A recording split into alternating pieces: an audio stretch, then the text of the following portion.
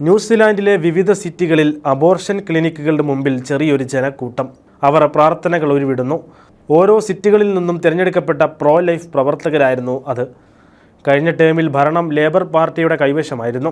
അപ്പോഴത്തെ പ്രധാനമന്ത്രിയായിരുന്ന Jacinda order ഇത്തരം ക്ലിനിക്കുകളുടെ പരിസരത്തു നിന്നും 150 മീറ്റർ ചുറ്റളവിലുള്ള പ്രദേശങ്ങൾ സേഫ് ഏരിയ അല്ലെങ്കിൽ നിരോധിത മേഖലയായി പ്രഖ്യാപിച്ചതിനാൽ അതിൻ്റെ 150 മീറ്റർ ചുറ്റളവിൽ പ്രാർത്ഥനകൾ അനുവദിച്ചിരുന്നില്ല.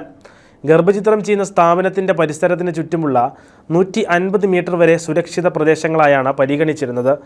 അതിനാൽ പ്രോ ലൈഫ് പ്രവർത്തകർ സിറ്റികളിലെ പ്രധാന കവലകളിലും പാർക്കുകളിലും ഇരുന്ന് പ്രാർത്ഥിച്ചു.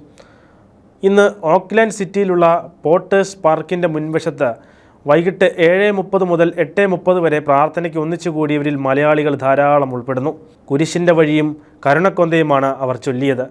ഫാമിലി ലൈഫ് ഇൻ്റർനാഷണൽ ന്യൂസിലാൻഡിൻ്റെ ആഭിമുഖ്യത്തിലാണ് ഈ പ്രാർത്ഥനാ ശുശ്രൂഷ നടത്തിയത്.